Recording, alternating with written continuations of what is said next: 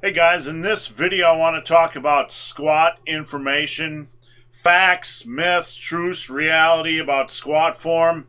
Before I get into that topic, guys, I encourage you to stick around to the end of this video, find out how you can reach me with your questions and or comments.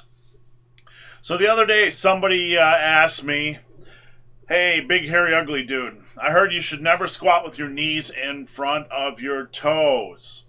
And they proceeded to talk about, we proceeded to have a discussion about other things that you should never do while squatting, or the preferential things you should do when squatting. Like, it's almost become law that you have to squat high bar or low bar, and guys feel compelled to squat wide stance, and guys feel compelled to squat with by driving their hips back and not breaking their knees, and so on and so forth. Guys, I want to tell you that there are no absolutes when it comes to squatting. You can squat by breaking your knees. You can squat and let your knees go past your toes.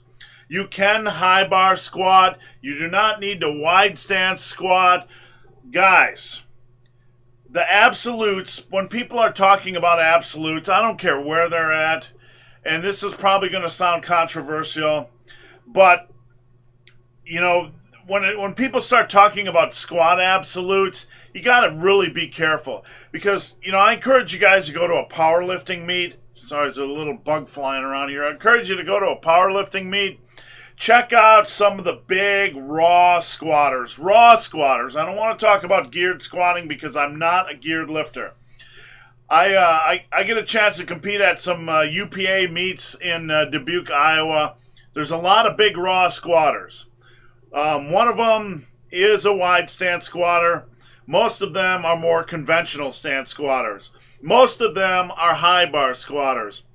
Most of them are break at the knees squatters, and probably most of them don't give a crap if their knees go in front of their toes.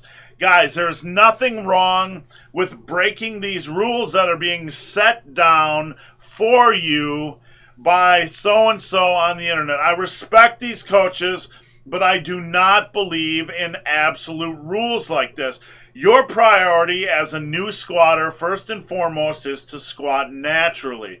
Learn a natural squat stance that is based in the quality fundamentals, which is keeping your upper back tight so you're not flaring your elbows on reps and good morning the squat, keeping your knees in line with your toes, having a comfortable natural foot width with foot stance with your toes pointed out about 30 degrees ish.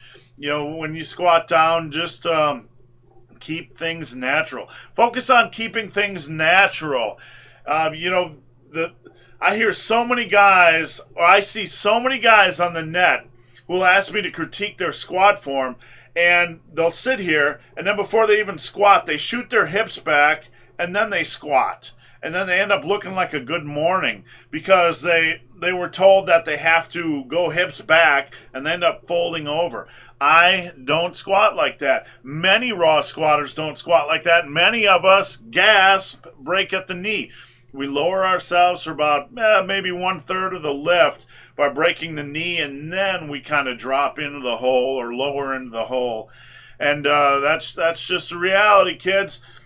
Point of this video, when you hear absolutes on the net and these absolutes contradict, you should never.